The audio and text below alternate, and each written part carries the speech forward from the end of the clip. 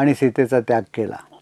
हे वाल्मिकींना समजल्यानंतर वाल्मिकी रामावर चिडले. संताप, खरोखर संताप झाला. म्हणजे उदित भाव त्यांचा संताप होता. तरी पण त्यांनी शांत भाव टिकून धरला. कमीत कमी 12 वर्ष. आणि त्या शांतपणे म्हणजे रामावरचा संताप गिळून शांतपणे त्यांनी रामायण कथा रचली, काव्यात गुंफली. आणि 12 वर्ष झाल्यानंतर त्या रामाच्या 2 पुत्रांना रामायण शिकवलं आणि रामासमोर गायला लावून रामाचे अपराध रामाच्या पोटात घातले. एकाच वेळी शांत आणि उदित हे 2 भाव कसे काम करतात हे याच्यावर आपल्या लक्षात येईल. हे वाल्मिकींचं कौतुक. हे असं घडतं एकाच वेळी दोन्ही.